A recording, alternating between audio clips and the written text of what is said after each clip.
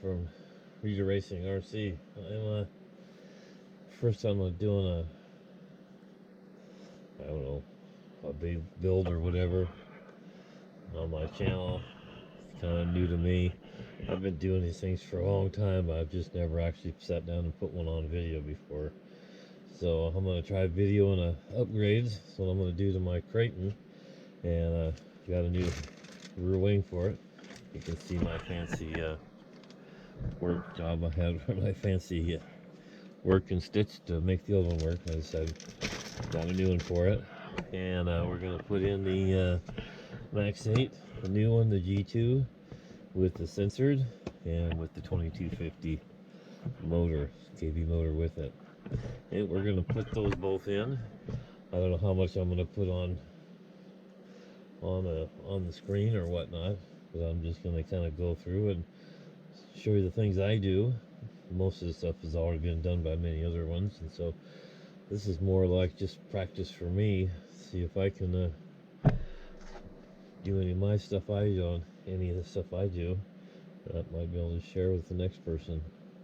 Anyway, so let's get on with this. Alright, well, first of all, I had the motor mount. Got it all cleaned up from the other one. And I had the other, so I'm going to be going down to a little bit less power. I got this cleaned up. I'm going to show you how I put my Velcro on and screws at the same time.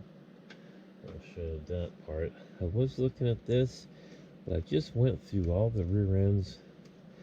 I believe I went through everything, but I feel a little bit of slop in here, and I may just have to go back in and play with that just to make sure. But I got this all metal upgraded. I got metal diffs front and rear. I just went through both of them.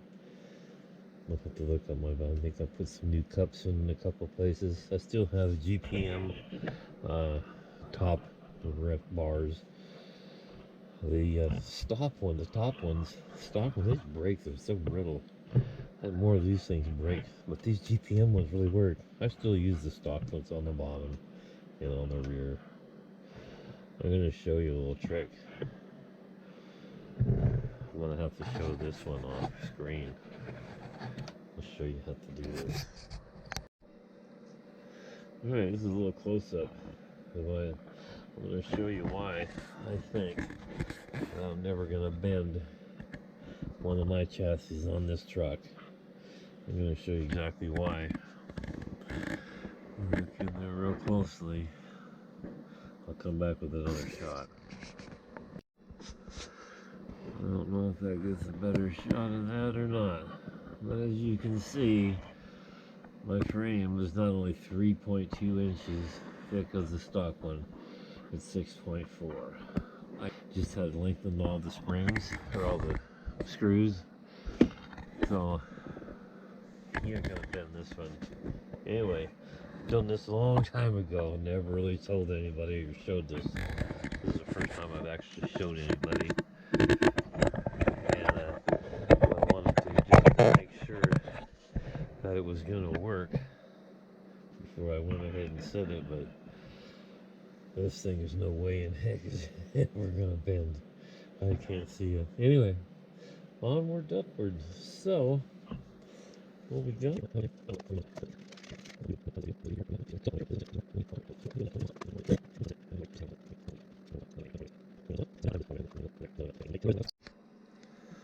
Alright, as you can see, I got it lined up how I'm gonna do it. I got the bottom plate kind of screwed in just lightly where I wanted it. I'm not going to use this tall thing. I'm going to wrap my wires, come up over the top and come in here. So I want this to sit sideways. I put the one that they came with it in it, just so I know where my stock holes got to be, where I'm going to put my holes. Have to line up those holes. You have to line it up exactly where you want them, because I'm going to need it for this to go up as far forward as I can. I need to go way forward. I need to go out as far as I can. I think I got it centered just about right, as it's not hitting back here. not bang on the back of it. And of course, nothing else. That's right, I had to trim that piece of plastic away. That plastic that sits right along here. I'll show it to you. I whittled that off because I have to have the ESC even with that and even with this. And in doing so, I lined up all these holes so they're all lined up. Okay, got that piece up. So now, as you can see, I got my 4 holes lined it up with my 4 holes there. I want to be able to, I'm going to bolt it and put 2-way sticky tape. If you've never seen this done, I've never seen anybody else do it. I figured out a way to do it. I have never had an ESC fall off before because I've always had it screwed and 2-way sticky tape. I've never had one come off, knock on wood. But I'm going to show you how I do that next step. Okay. There, we've got it all cleaned up. Got my 4 holes into it. I was able to line them all up with using the one that they give you. I don't use it because there's not enough surface area on it. I'm going to have it directly on here. This has been cleaned with the IPA. I'll go to the next one. Also on the ESC, I use my own. I think I use Gorilla 2-way sticky tape. The 3M is okay, I guess, but if you stick it on there, it doesn't really fill the whole area. I want to have every single area have a sticky on it. Or if you do this, the edges aren't getting stuck, and dirt can get in it, and then it just leaves a hassle. So it's better just to have the whole surface area all done. Next step. Okay, just to recap what I've done. So I know what my holes pattern I need here. I've crossed it. I was able to put the drill holes, and what I've done is I take got to get some real long screws and put them through like that. Get your ESC. This is a new one. I put my own tape on it because I want to get every edge of it. I cut a little square for each screw. So now I know I want it to go in this way. This has got to go. Yeah, I'll have to edit this part out.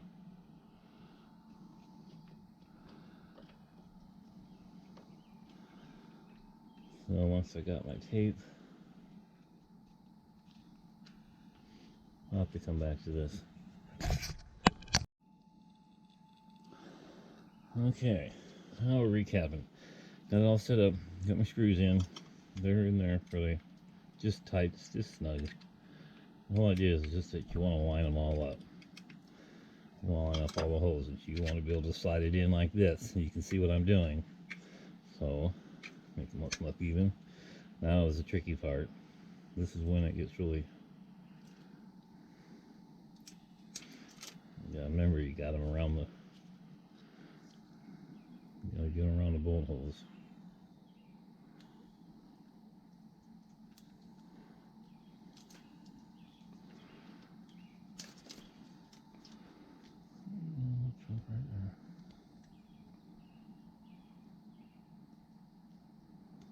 I just took my fingers on it, but okay, so now it's all off.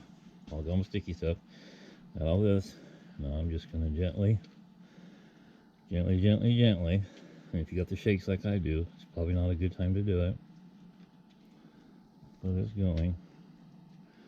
Just make sure that when you get down, to the last little bit, make sure everything is all lined up perfectly. And just run. And there she is. She's stuck with the bolt holes and everything. So, now, that hole didn't look like it lined up right. The screws looked a little crooked. I don't know why.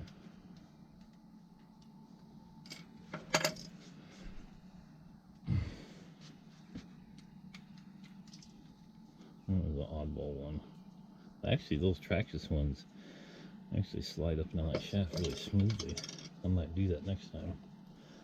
Okay, so it's all screwed on. Now it's just a matter of putting your little screws in and be set. There's a little trick. I don't know if you know, but this screw is measured from the very tip to the very tip. That's all the work area, what they call it. So you'd really rather have a flat in there because it's got more surface space. So what I do, you can see what I'm doing, I'm just whittling off just a smidge off the plastic, so it makes it just a slight taper to it. You can make it really big, but I wouldn't, because the plastic is gonna stretch out. You just take a little shaving off. Take a needle. This is. Oop. You know when you go too much, when you see too much plastic coming off. Maybe I'm not showing it right. So just whittling those down a little bit. So now, because you don't need a very big screw, it's not in there much. So now when you get it going in there, and it hits that flat area, it's got more surface area to grab a hold. It doesn't stick in all the way, but I think you got the idea.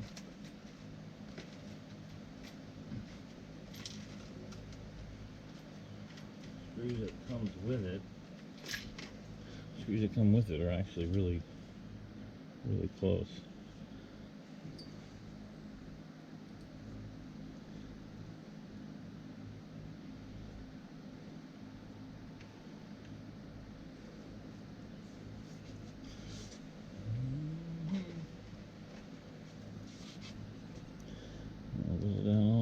One of them I didn't. I'm gonna go back and probably straighten out one of them.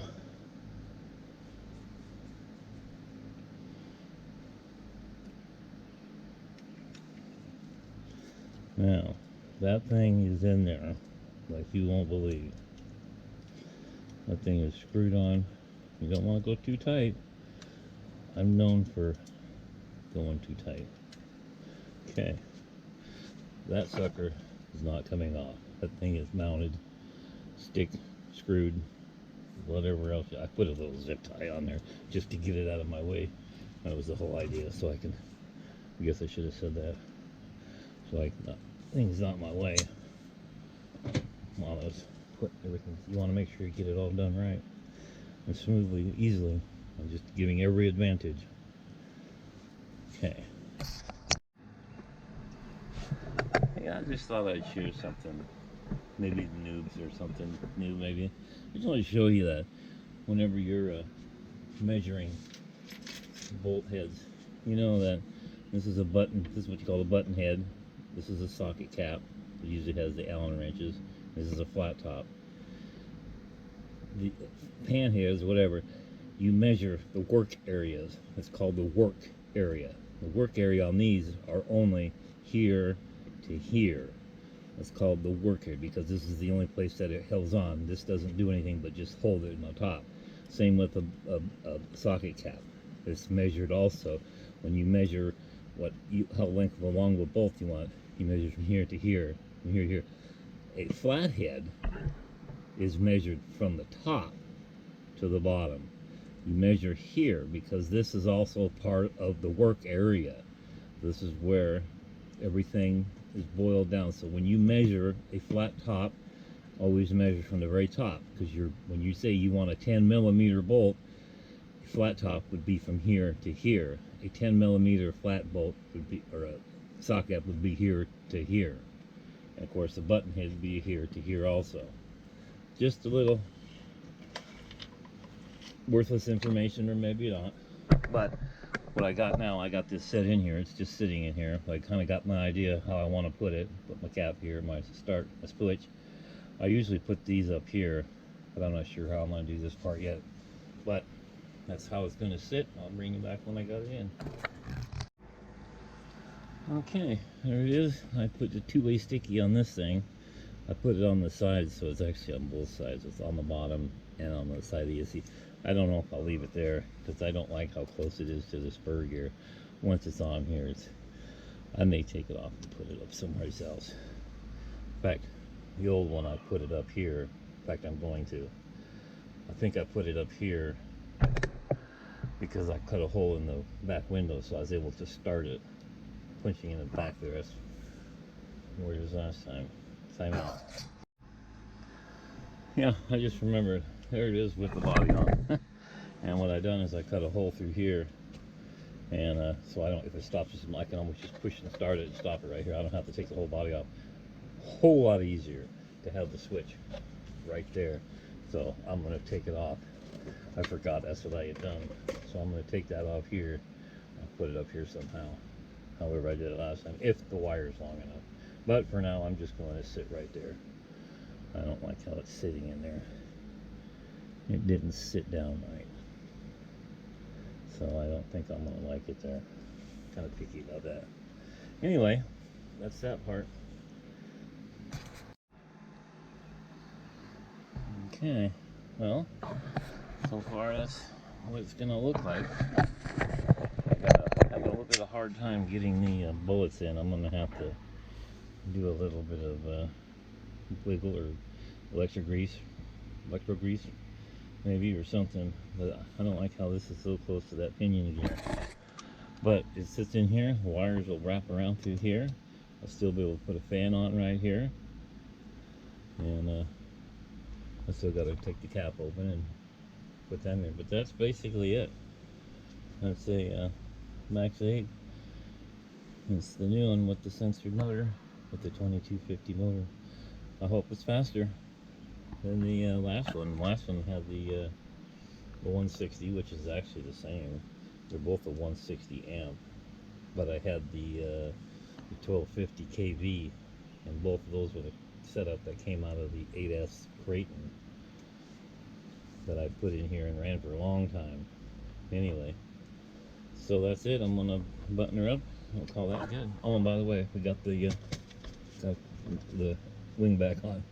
Yeah, as you can see, I got the braces, M2C, MTT, front and back. They're in there too. Like I said, I have my special chassis that I put in. MPC, yeah, knockoffs, whatever they're called, and big CV joints. I need to order a set for the front though. I started ordering. I'm on M2C front here. Alright, just wanted to come back. I was telling you about my drive shafts. I love these things, M2C drive shafts. I have them in the back. I was going to say, front ones haven't bent yet. They keep staying straight. But I just realized, I already have them. I have the drive shafts for it. Ready to go. And I forgot that I was waiting for these to bend so I can put those in. And these things have been around, good Lord, over a year, I think. They've got to be at least a year old. And I still haven't bent these, so I haven't put it in yet. Maybe I'll bend it now with that new motor. Hinge for front drive lines. For some reason these fronts just don't seem to bend very well. They seem to be, of all things, they don't bend. Everything else looks pretty good in there. My God. KP518. We going. Bye.